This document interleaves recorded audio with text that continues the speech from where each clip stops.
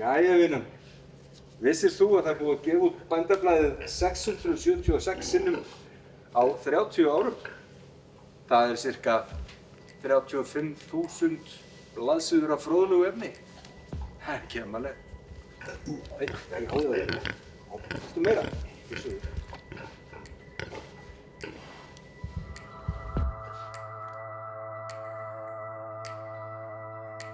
Bændablaðið er ótrúlega skemmtilegt samansafn af fréttum og ítarlegum fréttaskýringum, mannlegum viðtölum og fagumfjöllun.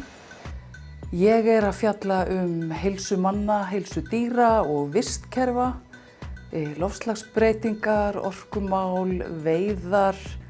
Við hjá Bændablaðinu, við tökum viðtöl við bændur út allt land og fólk sem er tengt landbúnaðinum.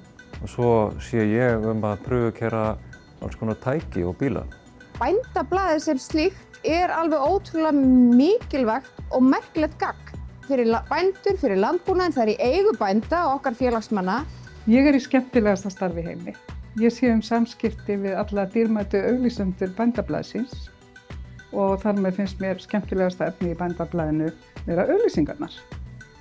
Og ég hef skoðað Bændablaðið aðalega til að horfa á auglýsingarnar sem er oft svolítið skondnar og skemmtilegar. Ja, við finnum fyrir því að Bændablaðið hefur góða tengingu við landsbyggðina og við höfum nýtt okkur það þegar við erum að auglýsa innlenda sjóði. Við viljum vera í góðu samtali við landsbyggðina og Bændablaðið hjálpar okkur þar. Bændablaðið er alveg frábært blað og skemmtilegt hvað maður fær oft mikil viðbrögð í greinum í því. Ég elska að lesa Bændablaðið til þess að vita hvað er í gangi í bændasamfélaginu í dag.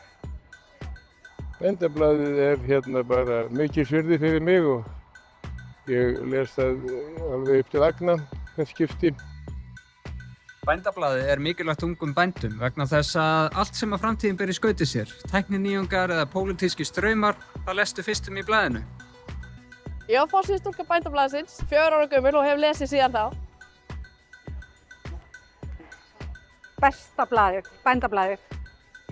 Eina blaðið sem hann er að lesa alveg frá upphafi til enda. Bændablaðið gerir það ekki að leik sínum að nota bréfskrúfu til að bera út blaðið. En félagsmenn bændasamtakanna fá blaðið sendt heim að dyrum og á yfir 300 dreifingarstöðum má nálgast blaðið ókeypis þar sem að margir eru orðnir ansi hændir því. Rekstrarumhverfi fjölmiðla er krefjandi á Íslandi, það er ekkert nýtt í því. Bændasamtökin eru óhagnaðardrifin félagasamtök sem halda úti þessum mest lesna prentmiðli landsins. Við leggjum í talsverðan kostnað í að dreifa blaðinu, þannig að þetta er bara byggðamál að blaðið sé aðgengilegt alls staðar og þetta á erindi við almenning. Stuðningur hins opinbera við einkarekna fjölmiðla og eins og Bændablaðið hefur verið algjör lykilstærð í því að takast á við þennan kostnað sem hefur verið mikill og vaxandi undanfarin ár. Bændablaðið fjallar gjarnan vísindi og rannsóknir, ekki sé nú talað nýsköpun og tækniþróun og við höfum orðið vör við það að vísindasamfélagið á Íslandi, það tekur eftir okkar umfjöllun og þetta kemur bændum og landbúnaði til góða í þekkingu. Bændablaðið verður áfram blað bænda á landsbyggðarinnar. Það mun áfram leggja áherslu á vandaðan fréttaflutning, fréttaskýringar, viðtöl og það heldur áfram að miðla niðurstöðum rannsókna landbúnað og lifandi umræðu hvaðeina sem snertir atvinnugreinina.